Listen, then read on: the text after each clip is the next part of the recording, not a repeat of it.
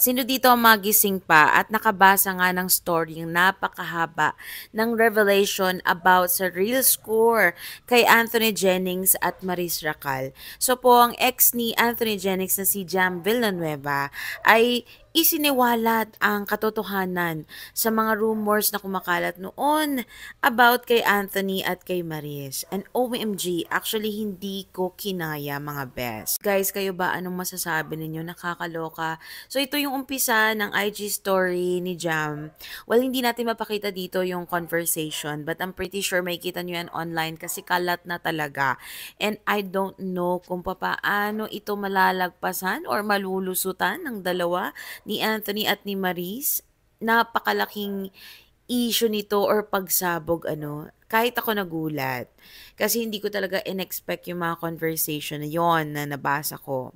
Though sa ngayon nakikita ko ang dami mga memes, ang dami mga jokes na lumalabas na sa mga keywords para kay Maris 2024, Pero no guys, kahit gano'n na nagtatawanan tayo about this, alam kong very painful to for Jam at magulo yung sitwasyon, but sabi nga niya parang kung masabi niya yung katotohanan, parang magiging malaya siya at magkakaroon siya ng chance to move forward. And basahin natin yung message niya before niya isinawalat yung katotohanan. So basahin lang natin yung ilang bahagi. Ang sabi nga ni Jam, I've been trying to hold myself together through everything that's been happening.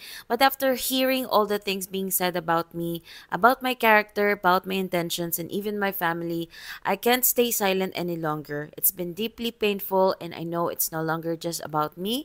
It's about protecting the people I love most and I can't allow them to be dragged into this. So fast forward na tayo sa bandang huli, kayo nalang magbasa. Sabi niya, I'm choosing to let go of the weight of these rumors. I'm choosing peace for myself and my family and I hope you can respect that too. To those who have stood by me and continue to support me, I'm forever grateful.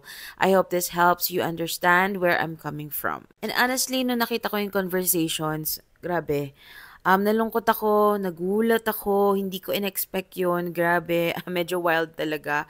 But, ayun na nga. So, hintayin natin kung ano magiging pahayag ni Anthony Jennings and Maris Racal about this.